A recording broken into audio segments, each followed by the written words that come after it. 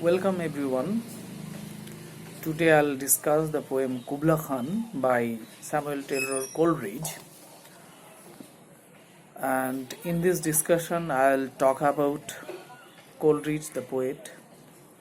I'll talk about the brief history of the poem, then the poem itself, its structure and its dream quality. Now, talking about the poet Samuel Taylor Coleridge, we know that Coleridge is one of the major poets of the Romantic period.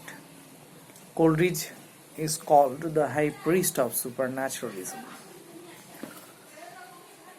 Coleridge wrote some important books, and two books to be mentioned are the lyrical ballads that he published along with William Wordsworth, his good friend, in 1798, and another book is Biographia Literaria that includes his critical thoughts on poetry and theory of or his thoughts on poetry. We see in Biographia Literaria he expresses his thoughts on the difference between imagination and fancy. He tells us about primary imagination and secondary imagination. He also discusses his theory of willing suspension of disbelief, and all of us are very much aware of these ideas. Now, Coleridge is known for his treatment of supernaturalism.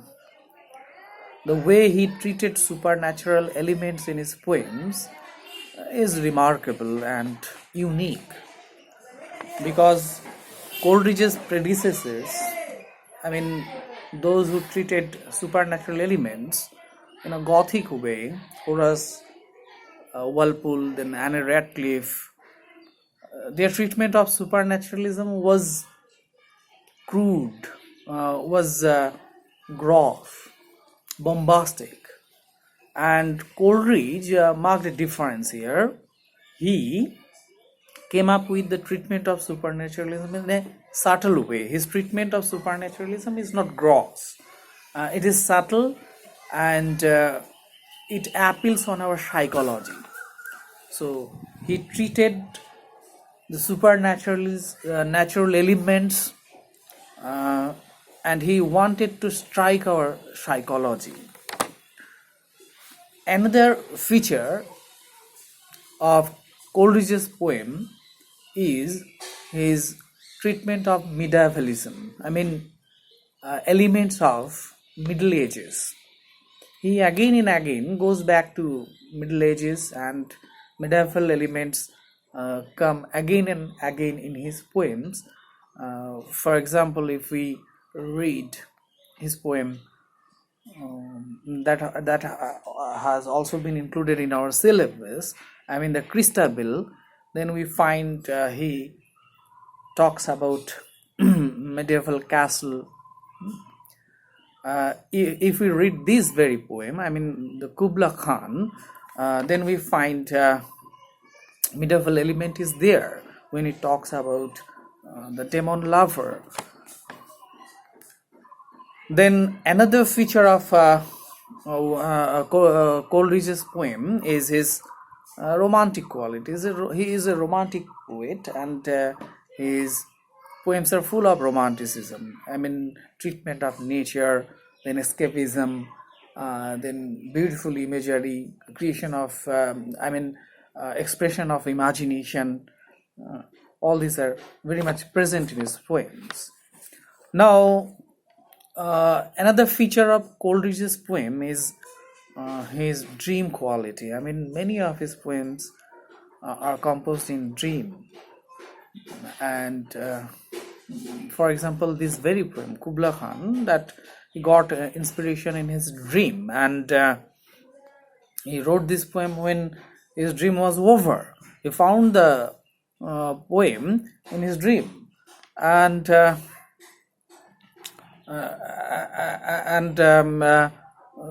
absence of logic and connection of lines express the dream quality of his poem. And another feature of Coleridge's poem is his fragmentation. I mean, poems are fragments, are present in fragments. Many of his poems are incomplete. For this poem seems to be incomplete in fragments. Or another poem, Christabel, is also incomplete. Okay, now another important feature of Coleridge's poem is his use of simple words. I mean, he uses simple words in his poems which are very easy to understand, and he also uses, creates melody with his words. Now, if we want to name some important poems by Coleridge, then we must name this one, Kubla Khan, that we are discussing. Then you must be very much familiar with the poem Christabel, that is included in our syllabus. Then the Rime of the Ancient Mariner, then a Dejection Ode. These are some important poems written by Samuel Taylor Coleridge. Now, this very poem, Kubla Khan. Now, let us discuss about Kubla Khan. Do you know who is Kubla Khan? Kubla Khan was a Chinese king. I mean, he was one of the great Oriental kings. He was the grandson of the famous Genghis Khan, whose name is very much familiar. Now, this king, Kubla Khan, who actually built a large palace. The area of the campus of the palace was 16 square miles. He built a palace in a place, the name of the place was Zamdu, which is now known as Shantung in China. This very king, Kubla Khan, built up large palace, magnificent pleasure palace in Zamdu, and many Occidental visitors like Marco Polo, then other visitors, they came to China, and after observing this magnificent palace, they wrote some books, and they when they wrote on their travel history, they wrote about this magnificent palace. And one man named Parchas also wrote a book. The name of the book is Pilgrimage. And in that book, he mentioned about this palace, large, magnificent palace, built up by Kubla Khan. And what happened? Coleridge, when in 1798, when he was ill, and his doctors prescribed him some anodyne, a drink, intoxicating drink, opium-like drink. He took that anodyne, and he was reading Parchas's Pilgrimage. He was exactly reading a chapter on Kubla Khan and his establishment of this great palace. And what happened during the reading in his summer house, he suddenly fell asleep. And in his sleep, as he says, he composed 200 to 300 lines. And when he woke up from the sleep, after a sound sleep of 3 hours, he woke up and started writing this poem. And what happened? He forgot many lines in his that he composed in his dreams and had a distinct memory of the poem. What exactly he visioned in his dream is not present in this poem. Now, he composed at 57 or 50 lines. Then suddenly a man from Porlock came on a business, and he disturbed Coleridge, and that man took long an hour. And when after an hour Coleridge came back to compose the poem, to finish the poem, he forgot everything. So this is the brief history behind the composition of this poem. And this poem, which was exactly written on 1798, was published in 1816, and that too with inspiration from Coleridge was inspired by another great romantic poet, Lord Byron, to publish his poem, and this poem was published in 1816.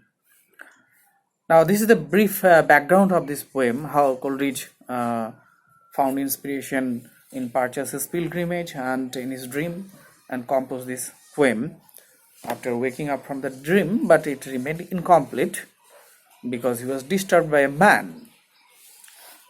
Now, as we see, this poem, it has, two parts, two distinct parts.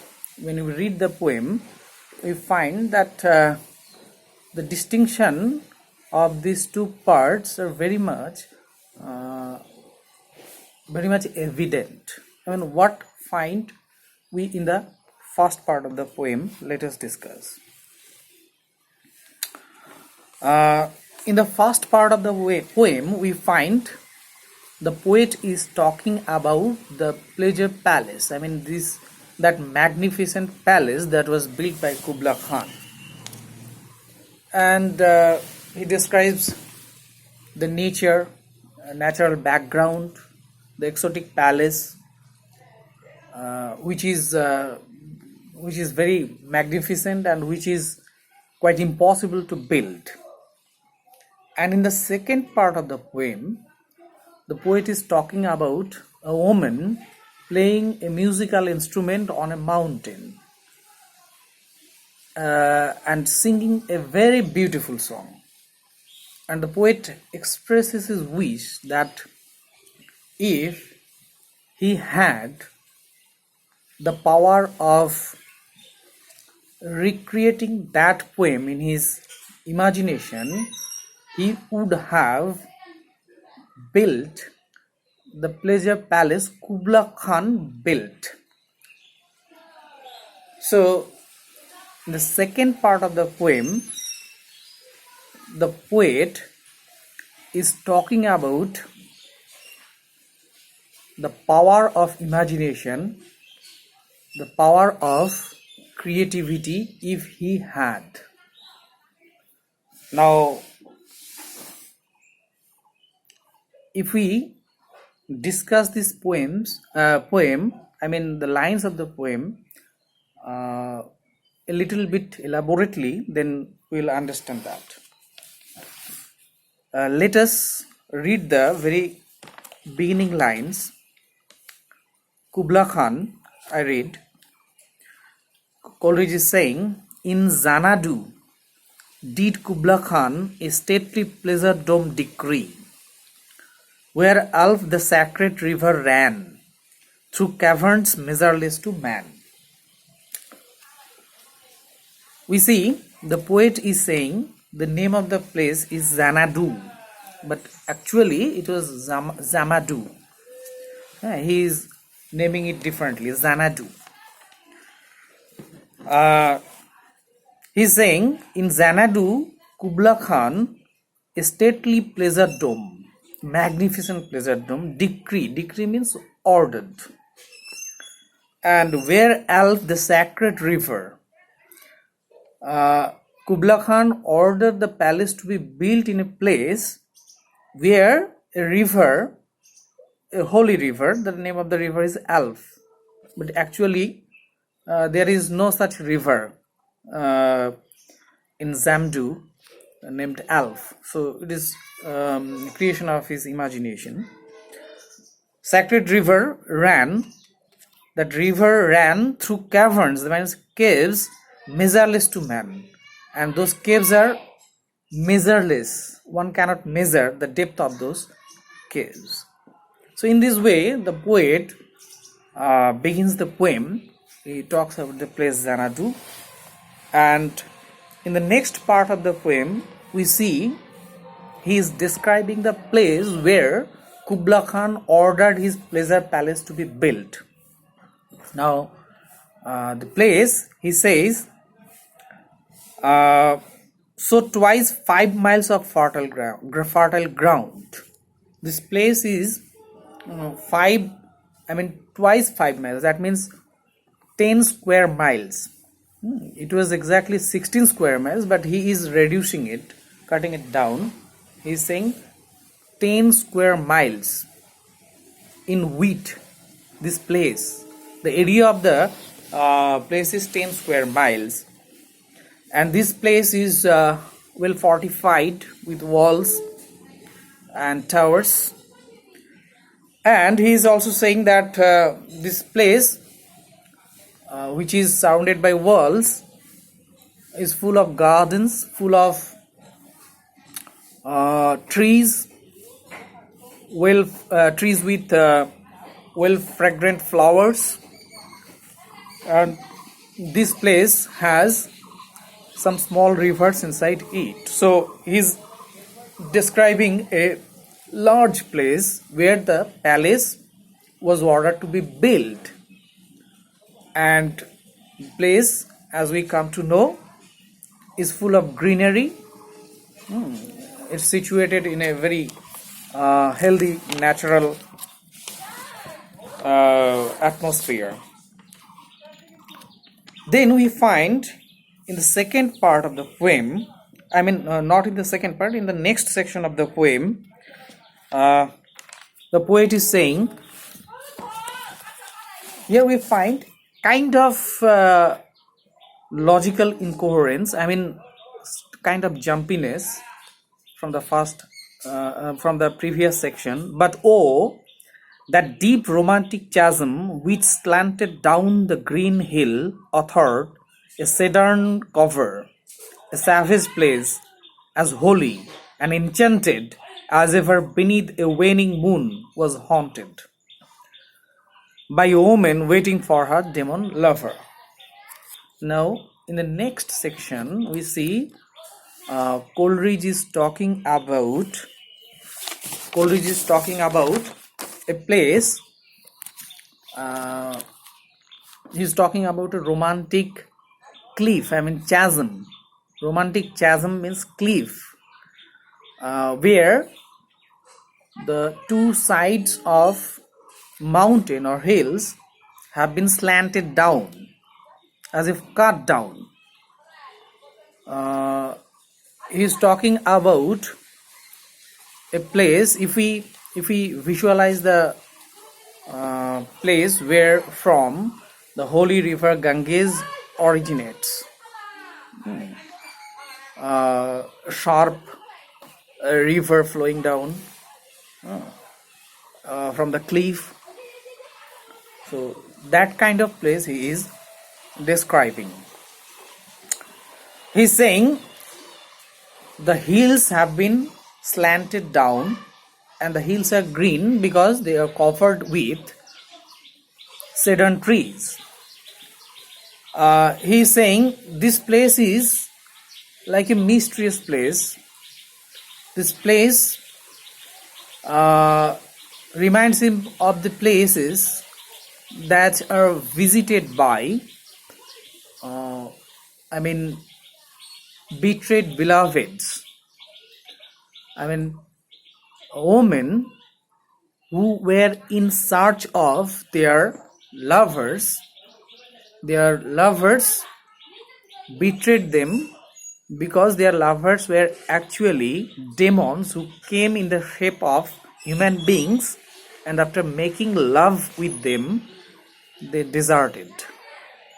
And this woman became frenzied and started searching for his absent lover. And in the process of search, they used to visit this kind of romantic, exotic, lonely place. This very line, uh, by woman waiting for her demon lover, uh, takes us to the middle age. This kind of things are very, this kind of elements can be found in the literature of Middle Ages. Ah, a beloved betrayed by her demon lover. And this very line also reminds us of the poem, which is also included in our syllabus, Love, Blood, Sans Mercy by John Keats. If we read that poem, we find that the lover has been betrayed by his beloved, and the beloved is absent, the lover is searching. Here we find the demon lover has been is absent and being searched by the omen. Now the poet is saying that this place is very much romantic and exotic, and in this place and from this place the sacred river Alf originates. From this very place, this romantic chasm, and the river, sacred river Alf, originates from a fountain which is gushing some water. It is gushing water jets, and the water jets are coming up and falling down as